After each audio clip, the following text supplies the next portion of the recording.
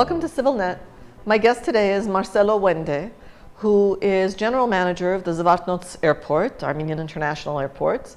He is part of the great team that Eduardo Ernequian has brought to Armenia and put in charge of various very important infrastructure projects.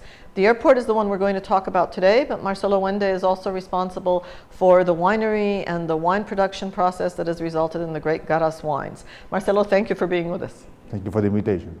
We've invited you happily because Zvartnots just won the best emerging airports in the CIS. Yes, CIS and Baltic countries. CIS and Baltic countries. So was there competition? Were we way out there? It was a big competition because we were participating in airports like Sheremetyevo, Domodedovo, Pulkovo. So we were competing with big airports and very important also. So it was not just only an award that we received, it was a competition and we were competing with very important airports. Other than the fact that it makes us happy and that it puts Armenia on the map, at least in that world, what other significance implication can this have for the company and for the airport? It has different significance. For me, for example, I came here 10 years ago. We received the airport in very bad condition. We were working, building the airport, teaching all the workers, the employees, how to work, how to develop the skills. And at the end, we have the results and we see an award, we can say an award. But it has different meaning for everybody, for the country, for all the people that is working at the airport are very happy, very proud. They feel the proud of the airport. When they arrive, they receive me with a big party at the airport, big cakes, and everybody was celebrating because everybody feels the airport as their homes. For Mr. Ernequian, for sure, it has also some significance because he came here 10 years ago. It was very difficult, but now he sees the results, and at the end, it's for him. An award like this obviously not just makes your employees happy, but it makes the rest of us happy. Does it also give you leverage to expand the airport's capacity in terms of a transit hub, which has always been, kind of a dream? Does this help leverage that at all? This airport was built for much more passengers than we actually have. So this is what we are expecting and what we are working very tight with the government to try to open the sky, to bring more airlines to the country and to receive more tourists because Armenia has a big potential for receiving tourists and we can double the capacity of the airport very easily. So this airport can receive more than 2 times that we are receiving now, and I think that in the next year, with the help of the government, we will have a very good policy to receive more airlines and more tourists to the country. Is this something that really is more the government's task than yours? Is it really the civil aviation agency's task? We see the airport, we don't see the bureaucracy, but is this really an airport task, objective, goal, or is it really the countries and civil aviations? Who has to do the work to turn this into a transit hub? This is all the countries they should have a policy for this, for attract the tourists. It's not only the airport. Only building an airport is not the only thing that will bring the tourists to the country, but it helps and it will help a lot. But we need the cooperation with the authorities, the civil aviation and the government to make a good policy for the country to receive the tourists. Is the airport, again, is the front that we all see, usually in a very hassled, stressful situation. We're coming, we're going.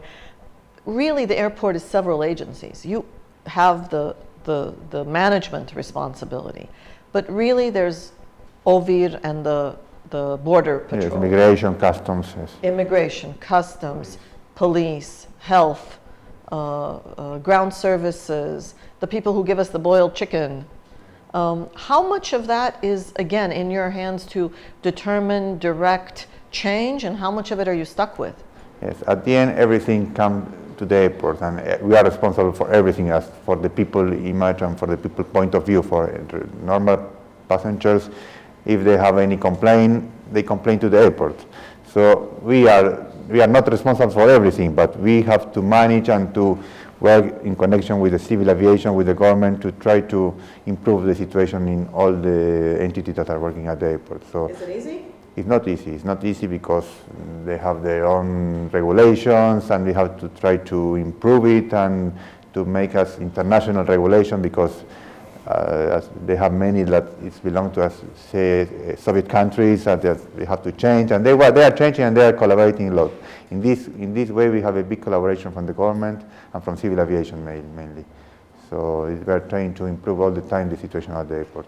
And do you find that you end up in competition with just individual business interests, that it's really not government policy that's the problem, but individual business interests? No, maybe at the beginning we have this problem, but everybody understood that we are here to make a good airport, nice airport, and very comfortable for the passenger, and nobody is trying to make problem to us now.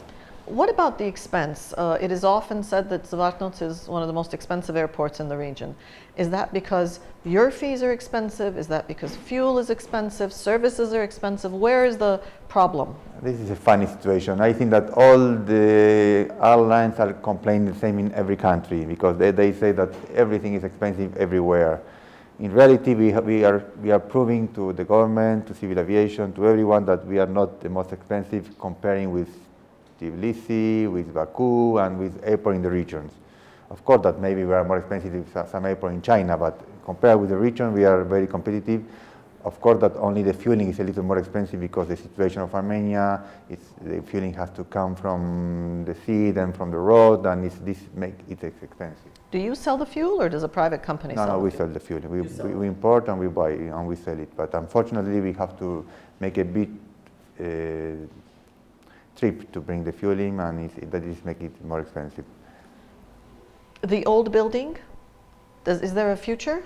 The old building, the problem of the old building is that the structure is not in very good conditions. And to invest so much money to repair the building and in so weak construction, we are thinking what we can do there. For a long time, there was talk that the area around the airport would turn into a free trade zone. Is there still such talk? Yes, there is. We are finalizing with the government the agreement, how it will be. It's not so easy to develop a free trade zone in the airport. The land around the airport is in very bad condition also. So we are trying to see how we will do this investment, but I think that in the next year we will start it to do it. And what does that really mean, a free trade zone? Free trade zone means that every company that wants to export from Armenia and produce something in Armenia and mainly for export, they can do it and don't pay tax for this. So they will save a lot of money in taxes. Also, if they want to bring Armenia, as a local country, every time that you import something, you have to pay the taxes. In this case, you can bring something to the country, leave it there, and when you need, you will pay the tax and import it. So it's a good warehouse for the incoming goods also to the country. So it will make the goods a little cheaper also for the country. What can citizens do? Are there levers that we have to try to make any of these things possible? For example, easier transport to the airport, a metro line, a new road, pushing for a transit hub. Are there any levers that we have, citizens, or is this really something that is the process of negotiations between Corporación América, the international airports, and the government? Can I do anything? It's regarding the big investment, the people, of course, they cannot do anything because it belongs to the companies, to the entrepreneurs, or the businessmen that they want to invest and do something, and to the government. Of course, that the people can ask to the government and make when they have to vote, they can vote what they want to do. But these kind of investments are very big. For example, now we are planning to do also a new road to the airport to the city that will improve the transit to the city from the airport to the city. And will block some of that ridiculous construction between Yerevan and the airport. And also in the free trade zone, we are planning to bring the train also to the airport. So this is something important for the country, I think. I love talking to you guys. The vision never stops. Yeah, this is something that that's where we are here for, to continue doing things, investing and working. Thank you, Marcelo Wende. Please, thank you for We're inviting. talking to Marcelo Wende, who is the general manager of Zvartnots International Airport, which just won the award as the best emerging airport in the CIS and the Baltic States. Not bad, especially if some of you remember the airport as it used to be. Thank you for joining us on CivilNet. Thank you for watching CivilNet.